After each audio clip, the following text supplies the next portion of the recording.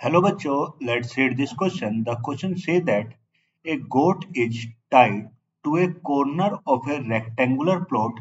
of dimension 14 meter into 7 meter with a 21 meter long rope.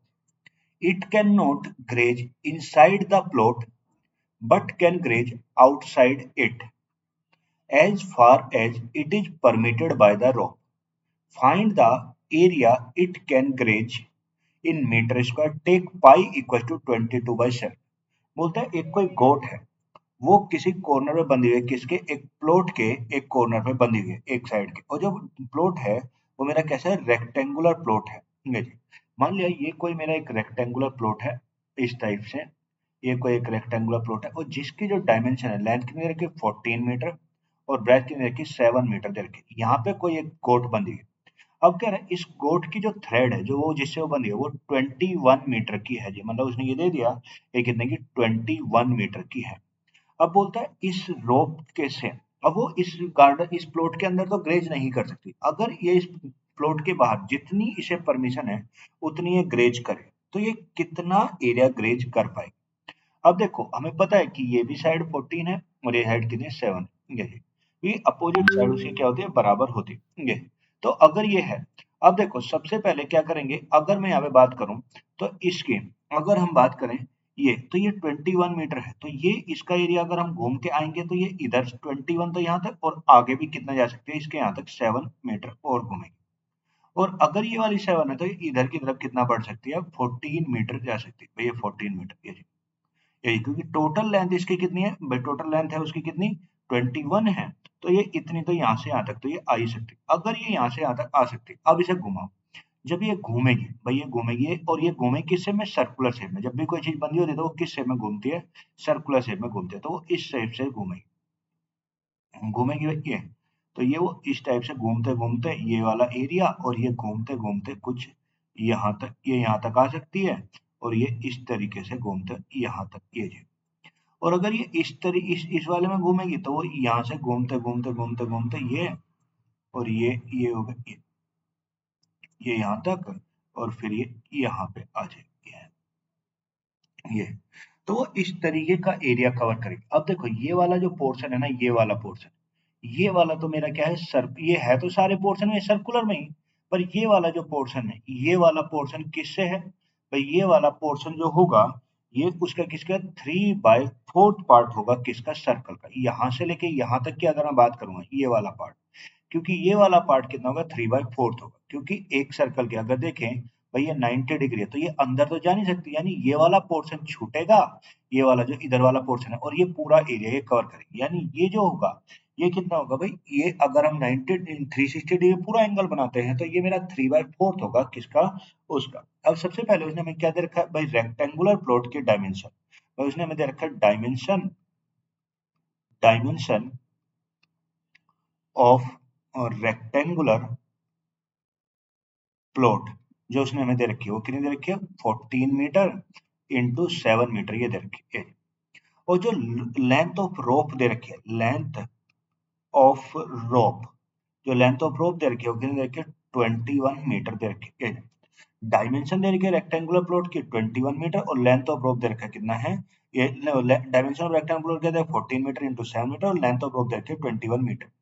अब देखो उसने पूछा कि एरिया टू बी ग्रेज, तो जो यहाँ से एरिया ऑफ ग्रेजिंग आएगा, तो अगर एरिया ऑफ ग्रेजिंग देखें, एरिया ऑफ ग्रेजिंग, तो अगर एरिया ऑफ ग्रेजिंग की बात करें, सबसे पहले तो यही वाला सर्कल, तो ये कितना है 3/4 पार्ट है, किसका 3/4 ऑफ किसका भाई 3/4 एरिया ऑफ सर्कल, और area of circle with radius, जिसकी जो रेडियस होगी विद रेडियस कितनी हो जाएगी 21 मीटर वाले की, ये जो सर्कल है यहाँ से लेके यहाँ तक का, ये ए और ये बी तक का, ये वाला जो पोर्शन का होगा ये होगा प्लस। अब देखो ये केवल यहाँ तक का नहीं, एक ये भी तो आप देख रहे होंगे, ये वाला जो सर्कल है, ये वाला जो सर्कल,